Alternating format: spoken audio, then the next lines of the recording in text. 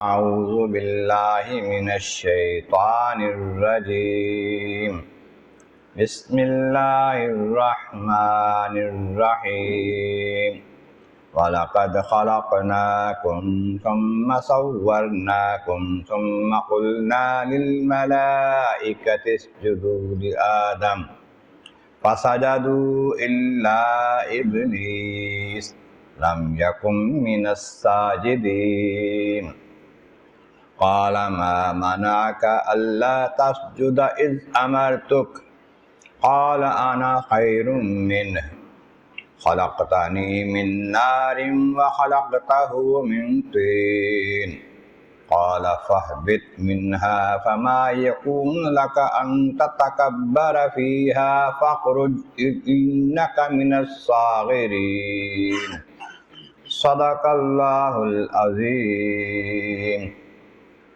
حمد و ثناء رب کریم اور درود و سلام بر سید خیر انام کے بعد تو الاعراف کی آیت نمبر 11، 12 اور 13 تلاوت کی گئی ہیں، جو 8ویں پارے کے 9ویں رکوع میں ہیں۔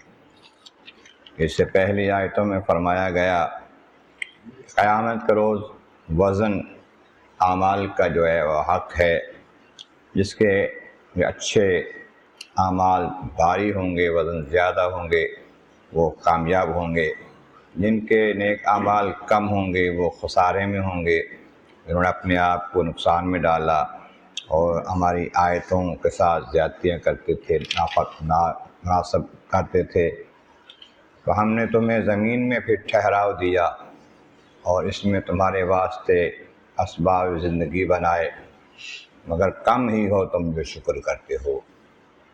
اب انسان کی ابتدا کا تذکرہ فرمایا، لقد خلقناکم، ہم نے تمہیں پیدا کیا، یعنی تمہارے بابا کو آدم علیہ السلام کو پیدا کیا۔ ثم صورناکم، تمہاری صورتیں بنائیں۔ آدم علیہ السلام کو پیدائش کے بعد ثم قلنا للملائکۃ اسجدوا لآدم، ہم نے فرشتوں سے کہا کہ آدم کو سجدہ کرو۔ فسجدوا الا ابلیس، سب فرشتوں نے سجدہ کیا مگر ابلیس اکڑ گیا، اس نے سجدہ نہیں کیا۔ دراصل وہ فرشتہ نہیں تھا، جن تھا، آگ سے بنا ہوا۔ لم یکن من الساجدین، وہ سجدہ کرنے والوں میں شامل نہ ہوا۔ سجدہ کرنا تو درکنار ہے، سجدہ کرنے والوں کے ساتھ شامل بھی نہیں، الگ ہو گیا، میں تو نہیں سجدہ کرتا۔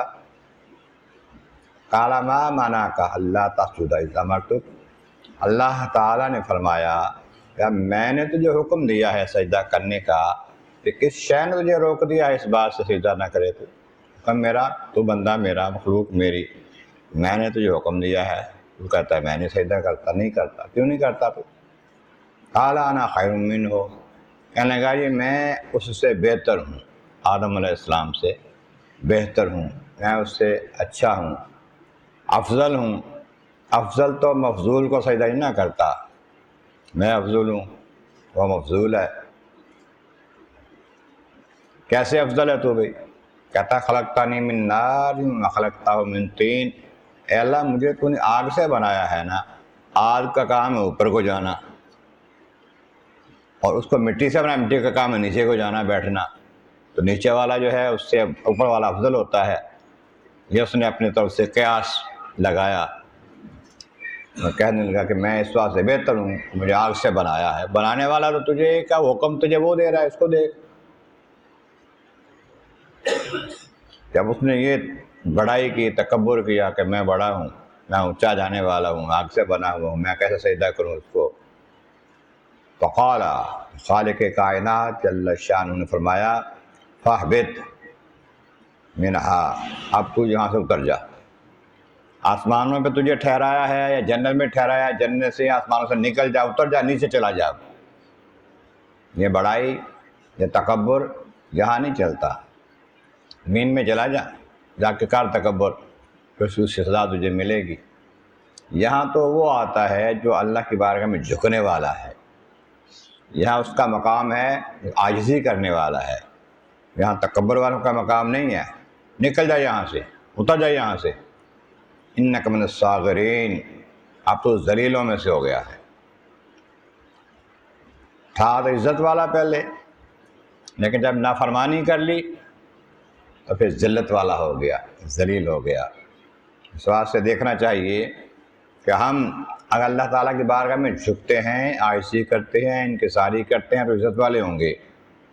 اگر تکبر کرتے ہیں، غرور کرتے ہیں اس کی مخلوق کے مقابلے میں، میں اس سے اچھا ہوں، وہ مجھ سے برا ہے، اس معاملے میں تکبر کرنے سے پھر ذلت مل سکتی ہے۔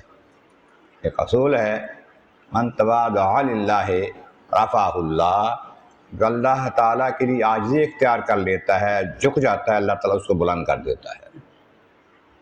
اور تکبر تھوڑا سا بھی ہو تو اللہ کے محبوب فرماتے ہیں کہ اس کو اللہ تعالیٰ جنت میں داخل نہیں کرے گا، تو تکبر کرنے والا، غرور کرنے والا ہے۔